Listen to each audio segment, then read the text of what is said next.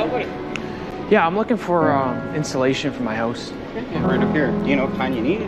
Exterior, interior walls? Interior. Interior? Sure. Yeah. You know what kind of studs you got?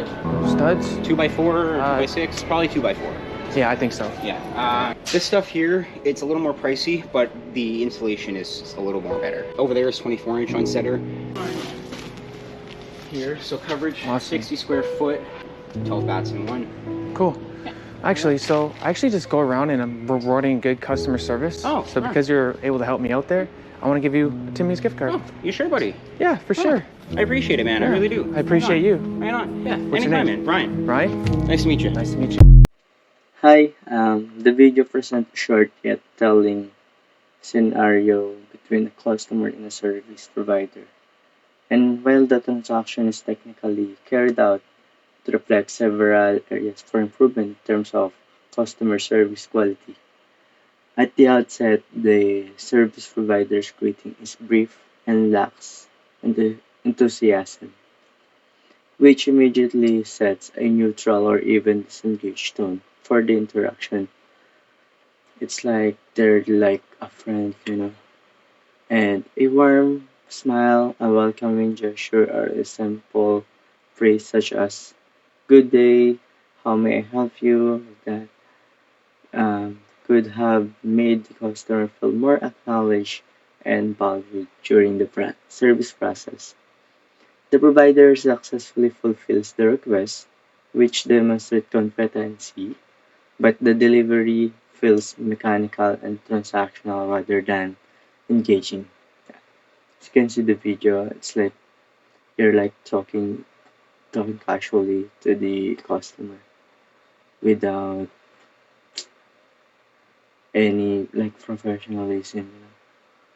Then engaging. And the absence of verbal cues such as reassurance or polite conversation, like what I said, coupled with limited nonverbal communication like eye contact and friendly body language, weakens the sense of attentiveness.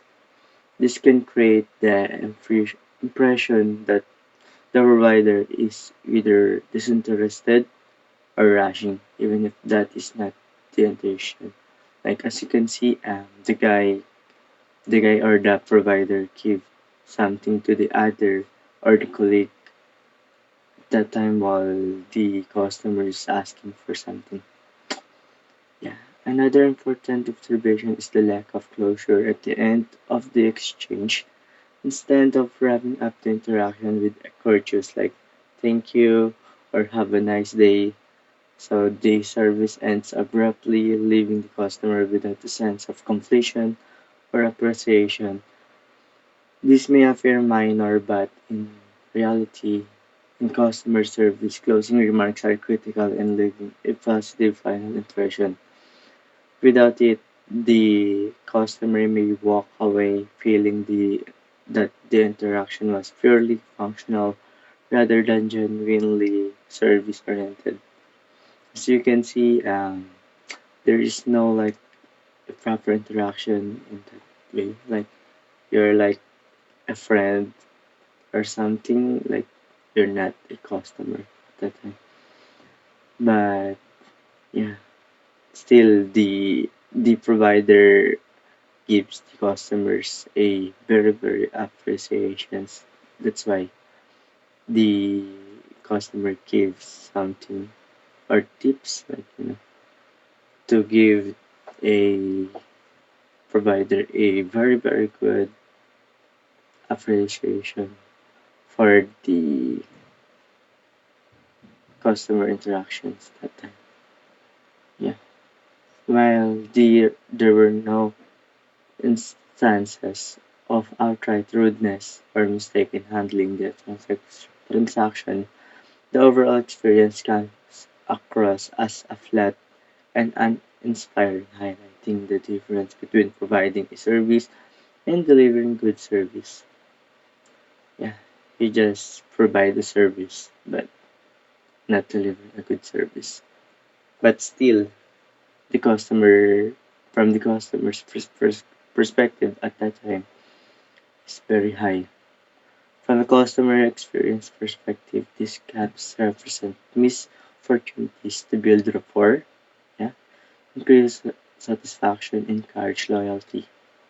Yeah, in reality, if the the provider um, hasn't give a good rapport or satisfaction to the customer, it will discourage the customer to not come back and maybe write a survey regarding the service that he or she got at that time. But based on the video, the customer still has a high appreciation to to the provider. But in reality, if that is someone else, maybe that customer won't come back again. Service providers are not only expected to complete tasks but also to create an environment that makes customers feel respected, comfortable, and appreciated. Improvement should focus on three main areas. First, enhancing greetings to be more energetic, yeah, and welcoming, yeah, like what I said earlier. Second, sustaining engagement during this interaction through active listening, friendly tone, and positive body language. But at the time, he does give a very good one at that time. Yeah. And third, ensuring a strong closing with gratitude and well wishes. Even small adjustment in these areas can dramatically improve and perceive quality of service. Furthermore, the scenario highlights the importance of soft skills training for staff. Yeah, it's so calm. As you can see in the picture, it's so calm. Particularly in communication, emotional intelligence, and professionalism. Training sessions that emphasize role playing, eye contact, posture, and voice modulation could help providers internalize the importance of these subtleties in the long run. Applying these improvements will not only enhance individual interaction but also strengthen the organization's reputation for quality service, encouraging repeat customers and positive word of mouth recommendations. Not only repeat but also loyal customers. That's all for me, and thank you. I hope you like my reaction video regarding the videos. Yeah.